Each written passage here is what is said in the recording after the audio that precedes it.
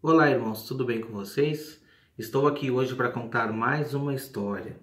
Hoje eu quero contar a história da irmã Aline Podestá. A irmã Aline é uma irmã que a gente encontrou aí pelo caminho e ela quis então escrever a sua história, mandou aqui para o canal. Você também pode fazer o mesmo, mandar a sua história aqui para o canal que a gente irá ler e contar um pouco da sua experiência de vida, talvez algum testemunho para o povo ver para os irmãos verem que, assim como nós, tem muito mais pessoas interessadas em conhecer um pouco mais da verdade, um pouco mais da palavra de Deus. Confesso que esse é um e-mail um pouco longo, um pouco grande que eu recebi, mas eu vou tentar enquadrar ele dentro do tempo para falarmos. Vou dar uma adiantada aqui para ver se a gente consegue contar toda a história, mas é com prazer que eu venho apresentar a história da irmã Aline. Começa assim. Olá, Wagner. Meu nome é Aline Podestá e esta é a minha história. Aos 17 anos, conheci a Yazdi, com um pequeno grupo de pessoas. Uma delas era aluna do colégio adventista e seu professor era também pastor. E ela me convidou a participar de estudos na casa deles. Conheci a doutrina do sábado juntamente com alguns pontos escatológicos nos ensinos deles. Foi pouco tempo de estudo, uns 3 meses, se não me engano. E então fui avisada que iria me batizar. Isso mesmo, fui avisada que o batismo estava marcado. Eu aceitei. Por aceitar a Cristo publicamente, aceitei pela emoção e também pelas companhias. Estava sozinha nisso, pois minha mãe não me apoiava com essa religião, embora eu tivesse de fato tido boas mudanças no meu comportamento. Já que estava no auge da adolescência, passei mais alguns meses frequentando a igreja central de Londrina. Me distanciei de tais pessoas e então fui para a igreja do bairro, sozinha. Mas por querer continuar, só que muito triste de estar sozinha.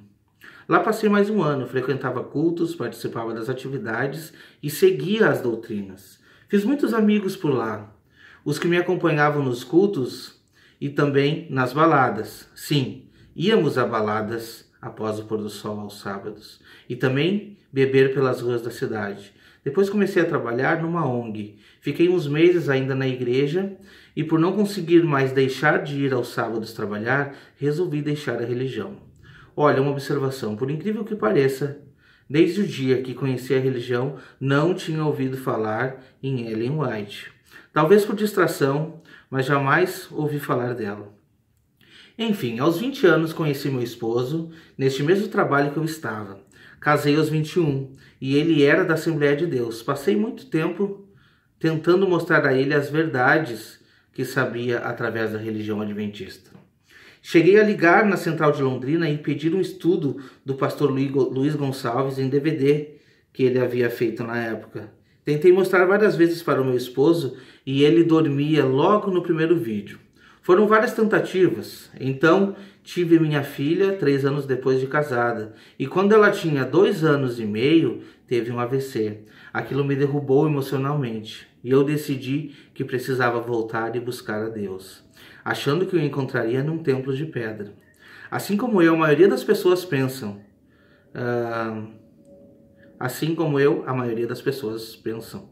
Segui com meu esposo por mais 2 ou 3 anos na igreja Assembleia e simplesmente porque o pastor que gostávamos saiu, saímos também.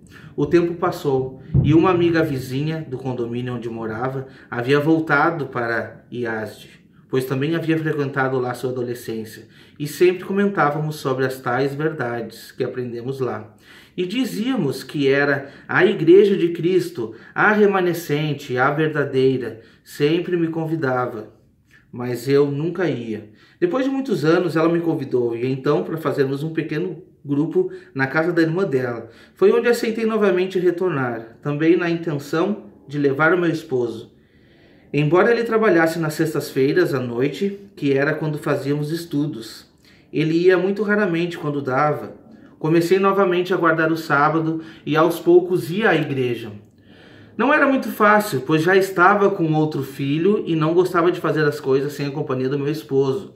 Enfim, depois de uns 10 meses de estudo, meu esposo saiu do trabalho que ia nas sextas-feiras à noite e começou a frequentar os estudos comigo assiduamente. Começou a reparar os canais de TV e descobriu a Novo Tempo. Ficou encantado com os ensinos e decidiu também seguir comigo. Seguimos juntos por mais uns 4 meses. Em um dos estudos, fomos apresentados a tal senhora Ellen G. White. Senti um desconforto muito grande em dar a tal ênfase à crença dela. Eu estava prestes a me rebatizar, junto com meu esposo, mas enrolei um pouco, por quando achei muita resistência do pessoal em me jogar logo novamente para dentro do tanque. Falaram sobre rebatismo de Atos 19, mas eu lendo e relendo sozinha em casa, compreendi que aquele batismo no qual eles conheciam, pois só tinham tido passado pelo batismo de João, era o batismo do Espírito, pois ali desceu sobre eles o Espírito. Falaram em outros idiomas e profetizaram. Coisas do Espírito, é óbvio. Claramente não foram passar pelas águas novamente, como prego. Então, num outro estudo, semana depois, conhecemos a doutrina do santuário. Aquilo me encantou de tal maneira que eu quis me aprofundar. Mas eu sou o tipo de pessoa que não fico dando crédito demais ao que me é dito. Vou nas raízes buscar e ver de onde saem as coisas. Afinal, pelo fruto os conhecereis. Então tinha que saber da raiz. Foi procurando estudos mais profundos sobre a doutrina que cheguei no vídeo do irmão Rogério do canal Efraim e Judá. O irmão Rogério é o irmão que fundou esse canal, que hoje tem o nome de Remanescente. Explicando pela Bíblia os erros grotescos dessa doutrina, mostrando todas as verdades onde dizia que Cristo estava à destra de Deus e foi para lá logo que subiu aos céus, ao contrário da doutrina que da doutrina que eles pregam que Cristo, em 1844, entrou no compartimento do santuário celestial. Em seguida, o YouTube me direcionou os vídeos do Wagner relatando por que era ex-adventista. O que mais impressionou ainda foi que seu líder na época não o deixou abrir a Bíblia para falar o tema, o que não podia mexer na base da igreja. Vi que foi adventista por anos desde que nasceu e descobriu junto com outras pessoas e familiares sobre os erros e conheci pelo WhatsApp, que havia deixado no número no comentário do vídeo. Em seguida, depois de dias falando sobre vários assuntos relacionados a IASD, conheci muitos da sua família e também a sua mãe Vera, e me convidaram a participar do grupo de estudos com eles. Foi muito bem recebida. Ali eu aprendi ainda mais coisas e erros que a religião em geral pregam. O verdadeiro batismo, dízimo, Santa Ceia, milênio, enfim. Então fui questionar a doutrina no grupo presencial, aonde eu estava para retornar à igreja. Coloquei os pontos em questão, e a pessoa, ao invés de me provar que eu estava errado pela Bíblia, quis me dar aulas de hermenêutica. Pois é, aí pensei, puxa vida, é só abrir a Bíblia e me mostrar onde Cristo ficou num compartimento por 1844 anos, se isso estava na história, já que adventista é historicista. E a história precisa corroborar com as profecias para ser válida. Então falta alguma coisa, ou a Bíblia está errada, ou a interpretação está errada. E eu preferi ficar com a Bíblia, me afastei dos estudos, embora quisesse continuar de forma a congregar em Cristo, sem falsas doutrinas. Mas para eles, se eu não frequentasse a igreja, não poderia nem sequer fazer parte do rol de amigo deles. Foi o que pareceu desde o momento em que questionei. Se afastaram de mim e nunca mais me mandaram um bom dia, boa tarde, boa noite pelo WhatsApp, como faziam quando estávamos aos estudos de sexta. Depois soube por outros amigos que os mais de liderança da igreja adventista induzem e até aconselham seus membros que nem sequer façam visitas, que não convivam com dissidentes. Isso foi a gota d'água para mim. Não vi Cristo neles, não vi o amor fraternal nessas pessoas, não vi amai-vos uns aos outros neles. Eles só amam quem frequenta junto com eles e seguem as regras e doutrinas. E não adianta adventista falar que não é bem assim, porque as suas atitudes fazem-nos pensar e ver que é exatamente assim. Não são palavras minhas, são palavras dela. Enfim, desde então, faz uns 3 anos, agora em 2019, que saí definitivamente da religião adventista e de qualquer outra religião, saí do sistema religioso para não ser mais seguidora de seguidores de Cristo. Me tornei a igreja que eu sou para seguir diretamente a Cristo, pois Deus não habita em templos feitos por mãos humanas e nem precisa que eu vá até esses templos para fazer algo para Ele. Atos 17, 24 e 25. Entendi o que o sistema religioso faz com as pessoas, separando o corpo de Cristo em nome de CNPJs. Sigo no deserto, só eu e Deus, e voltarei a congregar quando estar no deserto. Não se trata de deixar de congregar, mas de congregar. Porém, enquanto entendemos que o sistema dominical é uma perversão do plano inicial de Deus para a igreja, nós temos a responsabilidade de nos apartar. 2 Timóteo 2,19 nos exorta a sairmos do meio daqueles que estão reunindo em desacordo com a palavra. Porém, para nós reunirmos com aqueles que de coração puro invocam o Senhor. 2 Timóteo 2,22. Portanto, não é errado deixarmos uma congregação que esteja em iniquidade. Sigo também na busca por essas pessoas para fazer isso de maneira presencial, embora esteja difícil. O sistema religioso aprisiona as mentes das pessoas de uma forma assustadora. Aí se entende quando Cristo fala para sairmos do jugo da escravidão, Gálatas 5, dos apriscos, João 10, e dos rituais, que Deus já abominava, por serem tão pecadores e quererem tanto agradar Ele com liturgias e rituais, Amós 5, 21 e 24. Se era assim naquela época, imagina hoje.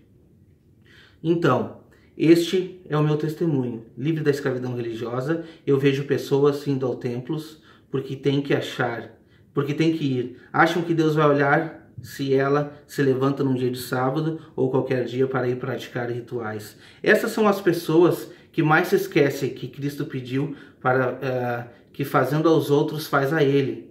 Preocupavam com as aparências quando se vestem de santos, mas fora dos seus templos de pedra são tão trapos de imundícia como qualquer outro ser humano. Peço a Deus sempre, nas minhas orações, que toque o coração dos sinceros para ouvir a sua voz e o seguirem. Servir a Deus, não servir no templo. Servir é ser o templo, que são nossos próximos, que é ide e pregai. E não vem aqui que vamos pregar para vocês.